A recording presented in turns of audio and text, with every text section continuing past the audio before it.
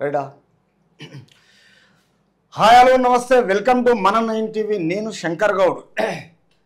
ప్రమాదంలో ప్రజాస్వామ్యం, రిజర్వేషన్ల రద్దు, రాజ్యాంగాన్ని మార్చేందుకు మోదీ కుట్ర.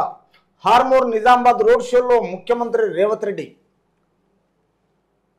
నిజామాబాద్ నగరంలోని నెహ్రూ పార్కు చౌరస్తాలో మాట్లాడుతున్న ముఖ్యమంత్రి రేవంత్ రెడ్డి చిత్రంలో ప్రభుత్వ సలహాదారు షబ్బీర్ అలీ, నిజామాబాద్ గ్రామీణ ఎమ్మెల్యే భూపత్ రెడ్డి, ఎంపీ అభ్యర్థి జీవన్ రెడ్డి, ఎమ్మెల్సీ మహేష్ కుమార్ గౌడ్ తదితరులు. సో ఏమంటున్నాడంటే ఈయన ఎవరు, రేవంత్ రెడ్డి గారు,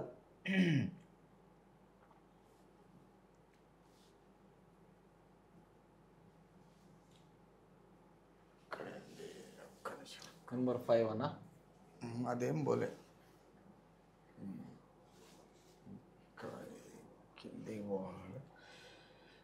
కొంచెం స్క్రోల్ చేయండి కింద అట్లా తప్పి ఒక నిమిషం.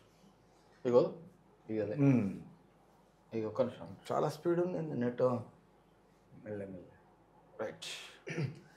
ప్రమాదంలో ప్రజాస్వామ్యం అంటే ఒక జాతీయ పార్టీగా ఉన్న ఇంకొక భారతీయ జనతా పార్టీకి జాతీయ పార్టీ కాబట్టి ఈ పార్టీని ఎక్కడ కొల్లగొడుతుందో, అసలు ప్రజల్లోకి వెళ్ళి ఎక్కడ తీసుకెళ్తుందో అనేసి ఇది ప్రమాదంలో ఉన్న ప్రజాస్వామ్యం అంటున్నాడు.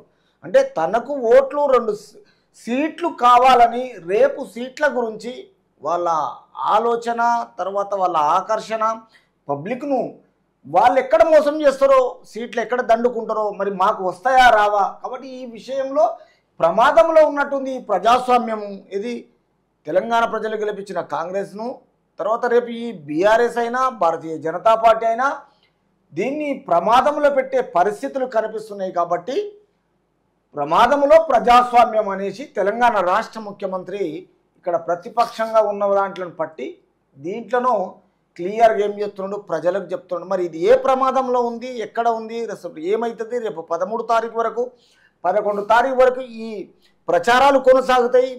తర్వాత 13 నాడు ఇది ఎన్నికలు జరిగే డేటు, అది 13 తారీఖు. కాబట్టి ఈ విషయంలో ఒక్కసారి ఇందులోకి వెళ్ళి చూద్దాం. బ్రిటిష్ కాలం నుంచి కొనసాగుతున్న జనాభా లెక్కల విధానాన్ని మోదీ నిలిపేశారు. కులగణన చేపట్టి బీసీలకు మేలు చేయడానికి అడ్డుకుంటున్నారు. రిజర్వేషన్లను రద్దు చేసేందుకు, రాజ్యాంగాన్ని మార్చేందుకే ఇలా కుట్ర పన్నారు. ఎస్సీ ఎస్టీ బీసీ మైనారిటీల రిజర్వేషన్లో ప్రమాదంలో పడ్డాయి. అంటే బ్రిటిష్ కాలం నుంచి జరుగుతున్న ఈ ఎలక్షన్లు మొదటి నుంచి జనాభా లెక్కల విధానాన్ని మోదీ నిలిపేశారు. అంటే ఇక్కడ వీళ్ళది ఏంటంటే కులగణన అనేది అన్న ఇది రాజ్యాంగాన్ని మార్చింది కుట్రాను కదా మోడీ. అవును. ఇప్పుడు అంబేద్కర్ సారు ఎంతో దురదృష్టితో అప్పట్లో ఆయన నిర్మించాడు. ఓకే. ఇప్పుడు రాజ్యాంగాన్ని మార్చడం అని చాలా ఈజీ అన్నా, లేకపోతే దానికి గీలే మార్చాలని టార్గెట్లు ఉంటాయా అసలు, లేకపోతే ఒక సమయం ఉందా, ఎట్లా అంటే ఎవరైనా మార్చొచ్చా రాజ్యాంగాన్ని? మార్చలేరు. ఎందుకంటే భారతదేశానికి అతిపెద్ద ఒక ప్రొడ్యూసర్, అంటే ఒక ఫైనాన్సర్ గా అంటే ఎందుకు అడుగుతున్నా అంటే నాకు హెడ్ లైన్ వచ్చింది కదా అన్న. ఇంకో అంటే క్వశ్చన్ మీకు ఫైనల్ ఇస్తే మీరు ఆన్సర్ ఇచ్చేస్తారు. మన కేసీఆర్ అధికారం ఉన్నప్పుడు ఆయన కూడా ఏం చెప్పినట్టు నేను రాజ్యాంగాన్ని మారుస్తా అన్నాడు. ఓకేనా. మళ్ళా తర్వాత ఎలక్షన్స్ అయిపోయినా సరే ఆయన బ్యాక్గ్రౌండ్ ఉన్నాడు. మళ్ళీ రేపు మాపోయిన నేను 400 కొడితే ఆల్మోస్ట్ టార్గెట్ ఫినిష్ చేస్తే రాజ్యాంగం నేను కూడా రాస్తాను ఈయన అంటాడు. అసలు అంటే రాజ్యాంగాన్ని కేసీఆర్ రాస్తాడా, లేకపోతే మోడీ రాస్తాడా, లేకపోతే ఎవరైనా రాయొచ్చా, దానికి విలువ ఉందా, విలువ లేదా, ఏంది? మోడీ కాదు కదా, మోడీ తాతగిన రాయలేడు, కేసీఆర్ తాతగిన రాయలేడు. దాన్ని రాయాలంటే చాలా పెద్ద ఉందాతనం ఉండాలి, ప్రభుత్వం సహకరించాలి, అధికారులు సహకరించాలి, కవి పండితులు సహకరించాలి, ఇవన్నీ పబ్లిక్ లో ఆలోచనలు పెట్టాలా. తర్వాత దానికి దీనికి మార్పులు చేర్పులు చేయాలంటే ఇవి చాలా పెద్ద. ఎందుకంటే మోదీ ఏ వంకతో అంటున్నాడు, రేపు 400 వస్తే గానీ నేను మారుస్తా అంటాడు. 400 ఆయనకు రావు, ఆయన మారబడు.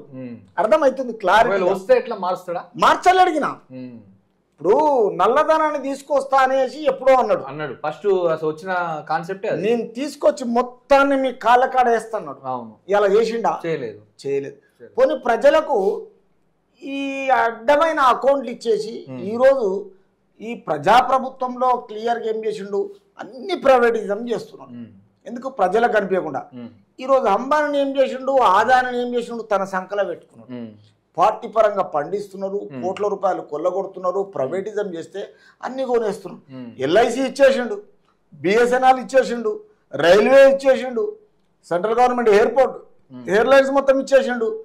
ఉన్నాయన్ని ఇచ్చిన తర్వాత రేపు ఇంకా మళ్ళీ దీనికి 400 సీట్లు రాగానే ప్రజల గురించి రాయవలసిన బాధ్యత ఉన్నాయా వాళ్ళకి ఇచ్చేసినావు. ఇంకా ఏం ఎందుకు ఇంకోటి ఇలానే ఎండింగ్ లా ఇప్పుడు ఎస్సీ ఎస్టీ బీసీ మైనారిటీల రిజర్వేషన్ల ప్రమాణాలు పడ్డాయంట.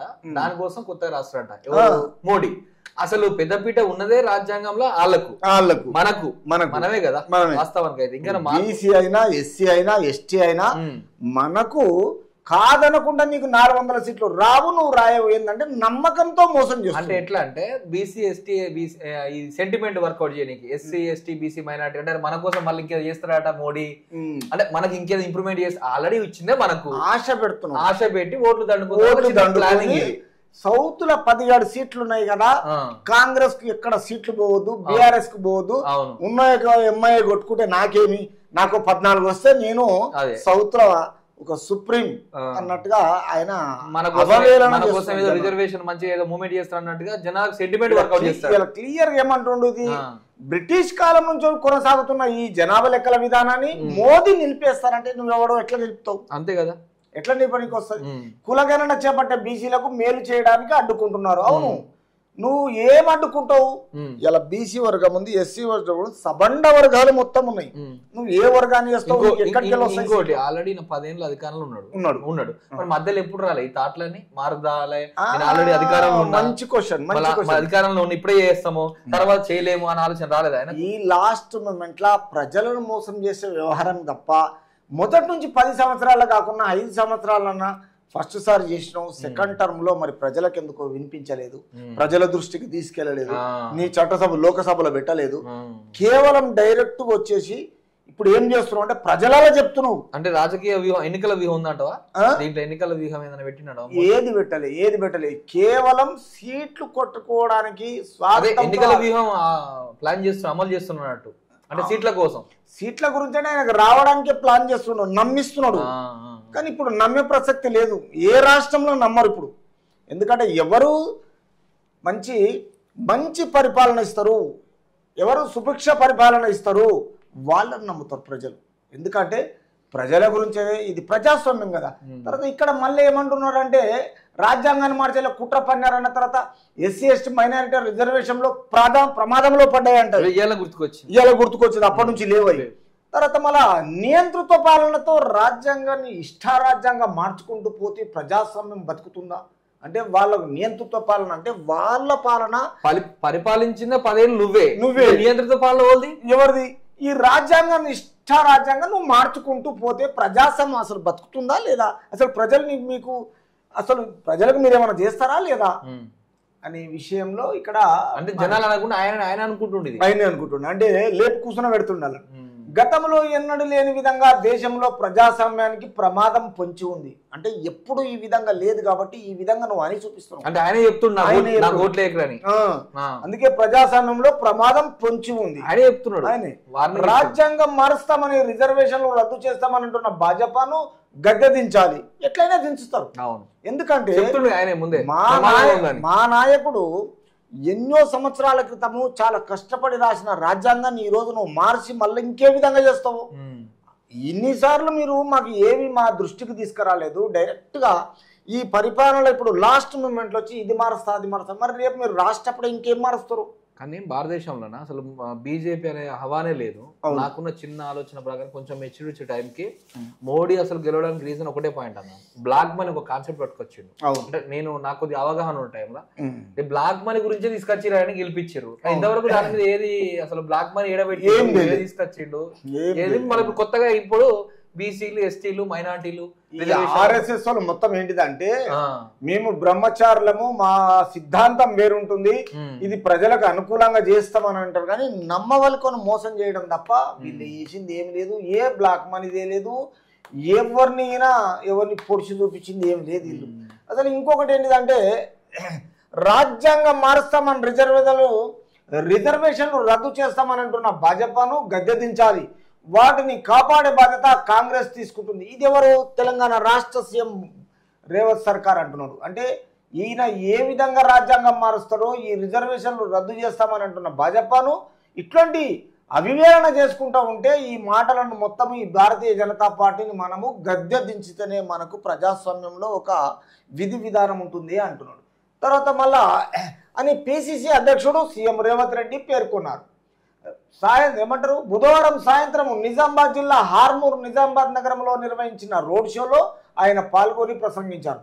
అంటే ఈ మోడీ పరిపాలన ఎక్కడ ఢిల్లీ నుంచి హైదరాబాద్కి వచ్చి తెలంగాణ రాష్ట్రానికి వచ్చి బహిరంగ సభలు రోడ్డు సభలు కార్నల్ షోలు పెట్టేసి జనాలను నమ్మబలికేటట్టుంటే ఈ మాటలని ఒక ప్రజాస్వామ్యంలో ఆల్రెడీ జాతీయ పార్టీ ఒక బీజేపీ ఈ విధంగా వివరిస్తుంది. మాది జాతీయ పార్టీ కదా, అసలు దీన్ని గద్దెదించే పరిపాలన దీన్ని గద్దెదించాలని ప్రజలకు చూపిస్తున్నాడు ఎవరు రేవంత్ సర్కార్. కాబట్టి ఈ విషయంలో నిన్న సాయంత్రం జరిగిన హార్మూర్ నిజామాబాద్ నగరంలో నిర్వహించిన ఈ షోలలో కాంగ్రెస్ మొత్తం బీజేపీ మీద ప్రసంగిస్తున్నారు ప్రజల గురించి. తర్వాత సిద్దులగుట్ట సాక్షిగా మాట ఇస్తే తల తగి కింద పడ్డ వెనక్కి తిరిగి చూడను, ఎన్ని కేసులు పెట్టినా తగ్గకుండా కొట్లాడను, లక్షల మంది కాంగ్రెస్ కార్యకర్తలు కలిసి పోరాడాను, ఇందిరమ్మ రాజ్యము తెచ్చాను, పసుపు పంటకు మద్దతు ధర, ఎర్రజొన్న సోయా మొక్కలకు గిట్టుబాటు ధర, వరికి 500 బోనస్ ఇచ్చే బాధ్యత నాది. ఎవరంటున్నారు ఇది? ముఖ్యమంత్రి ప్రజెంట్ ప్రస్తుత ముఖ్యమంత్రి. ఇక్కడ ఉన్న రేవంత్ సర్కార్ ఏమంటున్నాడంటే మాట ఇస్తే తలదగి కింద పడ్డ మాత్రం నేను వెనక్కి చూడను. చూద్దాం మరి రేపు, ఎందుకంటే ప్రస్తుత ముఖ్యమంత్రి మాట్లాడుతున్నాడు. మా సార్ ఏమో 5 నెలలు సీఎం అవుతున్నాడు, ముఖ్యమంత్రి అవుతున్నాడు. చూద్దాం, అక్కడికి రాలే. ఇప్పుడు ఇది అయిపోయిన తర్వాత ఆ కామెంట్లు అక్కడికే వద్దాం. ఎన్ని కేసులు పెట్టినా తగ్గకుండా కొట్లాడతా. తర్వాత లక్షల మంది కాంగ్రెస్ కార్యకర్తలు కలిసి పోరాడాను, ఇందిరమ్మ రాజ్యము తెచ్చాను ఎక్కడో ఉన్నదని, పసుపు పంటకు మద్దతు ధర అంటే మోడీ ధర్మపురి అరవింద్ దగ్గరికి తీసుకెళ్తున్నప్పుడు ఓన్లీ వాగ్దానంగా మిగిలిపోయింది. ఇప్పుడు ఈ ఇందిరమ్మ రాజ్యం తెచ్చిన తర్వాత పసుపు పంటకు మద్దతు ధర వలికిస్తా, తర్వాత ఎర్రజొన్న సోయా మొక్కలకు గిట్టుబాటు ధర వరకు 500 బోనస్ ఇచ్చే బాధ్యత తగిన నాదే ఇంకొక పంట నుంచి నెక్స్ట్ పంట నుంచి అనేసి తెలంగాణ సర్కారు ఎవరు రేవంత్ సర్కారు ప్రజలకు ప్రసంగిస్తున్నారు. రైట్, ఇది అయిపోయింది. నెక్స్ట్